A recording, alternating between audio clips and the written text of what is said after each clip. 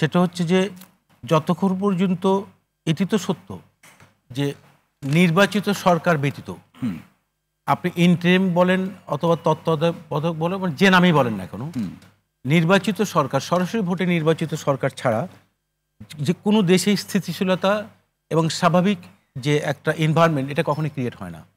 গণঅভ্যুত্থানের মধ্য দিয়ে যে কথাগুলো আসছে, আপনার একটা হচ্ছে ফ্যাসিস্টের লোক এখনো রয়ে গেছে।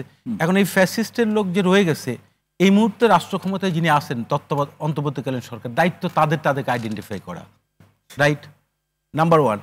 নাম্বার টু হচ্ছে যদি সেটি না হয় তাহলে এই যে অনিশ্চয়তা যে কথাটি বলছে, রাজনৈতিক দলগুলোতে তাদের দাবি অনুযায়ী তারা নির্বাচনের রোড ম্যাপ পাবে। নাগরিক হিসেবে আমি মনে করি ভেস্টেড ইন্টারেস্টেড গ্রুপ তৈরি হয় এবং যেটা হয়েছে অলরেডি, এবং তারা কিন্তু এই সরকারকে বিভিন্নভাবে এটি ক্যাপিটালাইজ করার জন্য, তাদের ইন্টারেস্টগুলোকে সার্ভ করার জন্য চাইবে যে এটা লিঙ্গারিং হোক। যেমন আপনি বলছেন যে কথা আসছে যে জুন জুলাই বারবার আসছে, জুন এবং ডিসেম্বর। আমার কথা হচ্ছে যে আপনি সুনির্দিষ্টভাবে একটা রোড ম্যাপ, নির্বাচনে এত তারিখ তফসিল, এই তারিখে নির্বাচন, ওকে, তারা আদারওয়াইজ বিজি হয়ে যায় রাজনৈতিক দলগুলো, ক্লিয়ার মেসেজ চলে গেল। কিন্তু আপনি বলছেন ডিসেম্বর অথবা জুন, ভেগ কথা এই কারণেই ডিসেম্বরের 1 তারিখে না ডিসেম্বরের 30 তারিখে, জুনের 1 তারিখে না জুনের 15 তারিখে না জুনের 30 তারিখে, এটা তো ক্লিয়ার না। সুতরাং আমি যেটা মনে করছি যে যেহেতু কিছুদিন আগে একটি আনবিকামিং সিচুয়েশন ক্রিয়েট হয়েছে, এটি যে ডিসেম্বরের 2 মাস আগে আর একটা আনবিকামিং সিচুয়েশন ক্রিয়েট হবে না, এটা আপনি কিভাবে মনে করেন? আমার কাছে মনে হচ্ছে যে উইনগুলো কাজ করছে এবং এই ছাত্র যারা, এই যে এনসিপির যারা নেতৃবৃন্দ, তারা তো শিক্ষার্থী, এবং এদের নেপথ্যে আমার অ্যাজাম্পশন এটা, এর নেপথ্যে একটা ভেস্টেড ইন্টারেস্ট গ্রুপ আছে যারা তাদেরকে চালাচ্ছে। এবং এর ভিতরে কিছু পলিটিক্যাল পার্টিও থাকতে পারে, এবং যারা পলিটিক্সের বাইরে সিভিল সোসাইটি হিসেবে সো কল্ড মনে করে তারাও এর পেছনে থাকতে পারে, আমার আশঙ্কা, আমার ধারণা।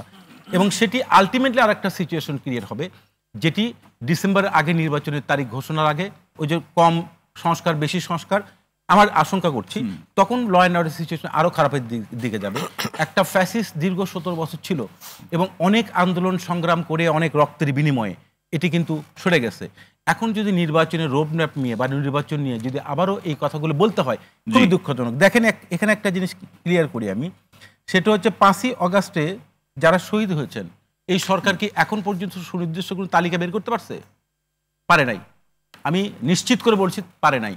কতগুলো মানুষ শিক্ষার্থী মানে পঙ্গু হয়েছে, চিকিৎসাধীন রয়েছে, তাদের কি কোনো তালিকা গভর্নমেন্টের কাছে আছে?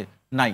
তাহলে আপনি যে 5ই অগস্টের উপরে ভিত্তি করে, যার উপর ভর করে আপনি এই জায়গাতে আসছেন, তাদেরকেও আপনি ঠিক ওইভাবে কিন্তু আপনার অ্যাড্রেস করছেন না, এবং তালিকাটা আপনি দিতে পারেন নাই। 1971 সালে মহান মুক্তিযুদ্ধের তালিকাও কিন্তু সুনির্দিষ্টভাবে হয় না, যার ফলে ফ্রিডম ফাইটাররা কিন্তু সার্টিফিকেট পেয়ে গেছে, অনেক ফ্রিডম ফাইটার সার্টিফিকেট নেয় নাই। আমরা এই জায়গাতে এই যে সন্দেহ, আশঙ্কা এবং এক ধরনের অনিশ্চয়তা, এই জায়গাতে আমরা আসলে থাকতে চাই না। আমরা সুনির্দিষ্ট একটা জায়গায় যেতে চাই।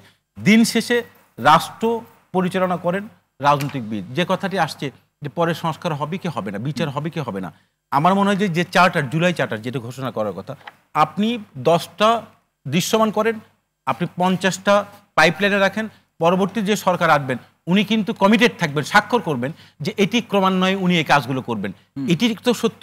5ই অগস্ট আমাদেরকে মেসেজ দিয়েছে যে কোনো রাজনৈতিক দল যারাই রাষ্ট্র ক্ষমতায় যাক না কেন, ওটা বাস্তবায়ন না করলে রাষ্ট্র ক্ষমতায় ওই আগের মতো ওই ধারায় না, সেক্ষেত্রে রেফারেন্স হিসাবে উল্লেখ করে 3 জোটের রূপরেখার কথা উল্লেখ করে, যেটা পরবর্তীতে মানবে কি মানবে না সেই অনিশ্চয়তা তো থেকেই যায়। না, সেটা তো 24 তো নিশ্চয়ই 90-এর প্রেক্ষাপট 24-এর প্রেক্ষাপট তো এক নয়। আচ্ছা তহিদ, আপনাকে আরেকটা কথা বলি, সেটা হচ্ছে যে এগুলো তো ঘটনাগুলো ঘটেছে, এখান থেকে আমরা অনেকগুলো শিক্ষা নিয়েছি, তো জি ভুল জায়গা থেকে শিক্ষা নিয়েছি। এখানে একটা জিনিস কথা আসছে যে সেটি হচ্ছে আপনি দেখবেন আমার একটা জায়গায়, সেটি হচ্ছে পার্শ্ববর্তী দেশ ষড়যন্ত্র। আমি ধরে নিলাম কারণ এই আন্দোলনের সফলতা বা আন্দোলনের মধ্য দিয়ে যে পরিবর্তন হচ্ছে, হয়তো তারা মনের দিক থেকে মেনে নেয়নি। কেন? দীর্ঘদিন এই ফ্যাসিস্ট সরকারকে টিকে রাখার ক্ষেত্রে তাদের একটা ভূমিকা ছিল, এবং সেটি আমরা জানি, এটা ব্যাখ্যা করতে চাই না। কিন্তু এটি তো সত্য যে এই ফ্যাসিস্ট সরকার পার্শ্ববর্তী দেশেই কিন্তু আশ্রয় নিয়েছে, এবং তারা দীর্ঘ 17 বছর যে পরিমাণ অর্থ বাংলাদেশ থেকে নিয়েছে, এই অর্থ যে এই কাজে ব্যবহার করবে না, এটা তো আপনি নিশ্চয়তা দিতে পারবেন না। কিন্তু এই সংকট এই জায়গা কিন্তু আপনি আরো প্রলং করতেছেন যতক্ষণ পর্যন্ত নির্বাচনটি রোড ম্যাপ না ঘোষণা করবেন, এবং এর রেসপন্সিবিলিটি এই গভর্নমেন্টকে নিতে হবে। কারণ রাজনৈতিক দল, আপনি এরকম কোনো কথা শুনেছেন যে আপনার নির্বাচন মানে জনগণ চায়, রাজনৈতিক দল চায়, অপরাপর অন্যান্য অর্গানাইজেশনগুলো চায়, কিন্তু বর্তমান যে সরকার সেই চায় না? এটা কি কখনো শুনেছেন? এটি তো আমার কাছে খুব আশ্চর্য মনে হয়। একটা হাইপ তৈরি হয়েছে। কি হাইপ তৈরি হয়েছে? যে 5 বছর, প্রয়োজনে তাকে আজীবন রেখে দেয়া, প্রয়োজনে আপনার এই যে লোকগুলো এখন অবয়ব আছে, তারা তো জনগণের ভ্যানগার্ড হিসেবে রোল প্লে করে না। তারা জনগণের ভ্যানগার্ড নয়। এটা দিয়ে শেষ করি। জনগণের ভ্যানগার্ড কারা? রাজনৈতিক দল।